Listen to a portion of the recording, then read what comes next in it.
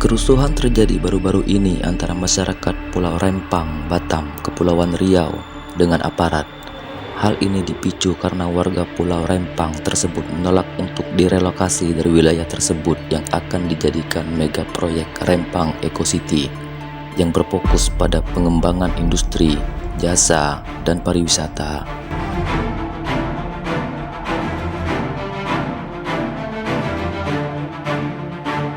Alasan pemerintah memilih wilayah tersebut karena kawasan Rempang akan dapat memberikan spillover effect pada kawasan-kawasan lain di sekitarnya.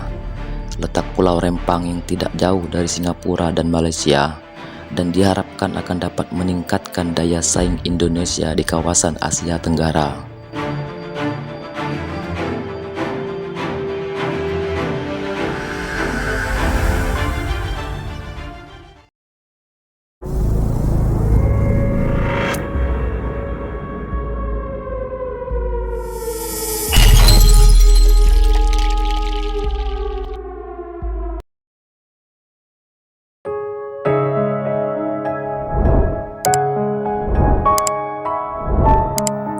Masyarakat Pulau Rempang pada hakikatnya adalah warga asli pribumi dengan suku asli dikenal dengan nama orang darat sejak Kesultanan Melayu Bintan yang kemudian berganti menjadi Kesultanan Riau Lingga yang sudah ada sejak abad ke-11.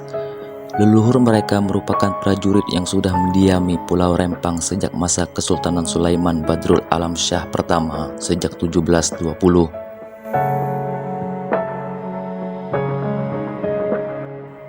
Mereka hidup di pondok-pondok tanpa dinding dan hanya beratap daun lontar. Selain tinggal di Pulau Rempang, orang darat ada juga yang tinggal di Pulau Batam, tapi kemudian seakan hilang karena membaur dengan orang Melayu.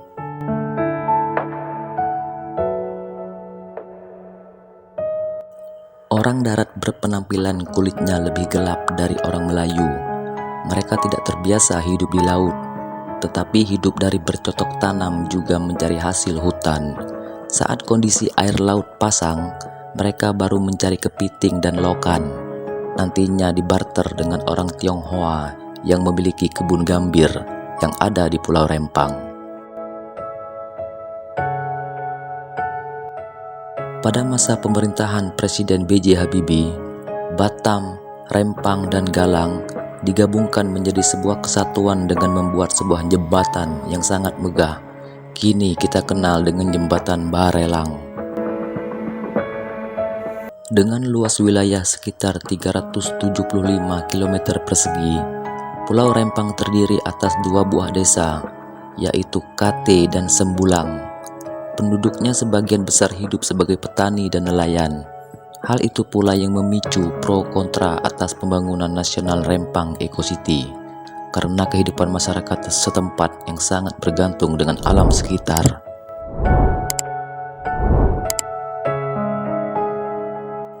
Pada tahun 2022, pertumbuhan ekonomi di Batam mencapai 6,84%, lebih tinggi dari pertumbuhan nasional yang sebesar 5,31%. Pertumbuhan ekonomi Batam diprediksi akan terus meningkat sejalan dengan upaya optimalisasi pengembangan di kawasan perdagangan bebas.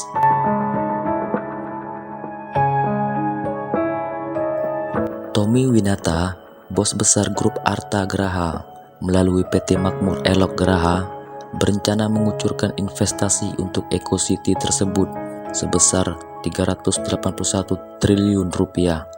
Investasi ini diprediksi pemerintah akan mampu menyerap tenaga kerja sebanyak 306.000 orang.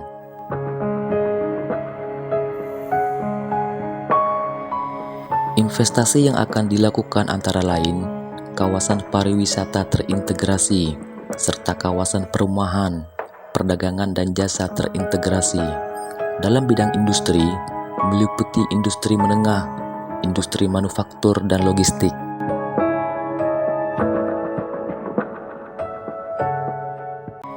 Untuk tahap pertama sampai dengan tahun 2040 akan direalisasikan investasi sebesar 29 triliun rupiah dengan penyerapan tenaga kerja sebanyak 186.000 orang melalui pengembangan industri manufaktur dan logistik, pariwisata MICA, dan kegiatan perumahan yang didukung oleh perdagangan dan jasa. Pengembangan kawasan Rempang sendiri merupakan bagian yang tidak terpisahkan dari arah kebijakan dan langkah-langkah strategis pengembangan kawasan Batam, Bintan, dan Karimun yang telah disusun dalam Rencana Induk Pengembangan KPBPB atau Kawasan Perdagangan Bebas dan Pelabuhan Bebas Batam, Bintan, dan Karimun. Untuk pengembangan Pulau Rempang ini, dikatakan bahwa Rempang akan menjadi kawasan industri sekaligus pariwisata yang memiliki green zone, yang memberikan kemudahan koneksi antar pulau sekitar, serta menyajikan zona pariwisata yang mengedepankan konservasi alam. Dikatakan juga akan didirikan kawasan agrowisata terpadu yang memanfaatkan keunggulan alam di pulau tersebut, serta dibangun pula kawasan taman burung serta zona sejarah. Kita semua mendoakan semoga konflik ini segera terselesaikan sehingga tidak terjadi lagi kerusuhan yang menyebabkan kerugian besar material maupun immaterial.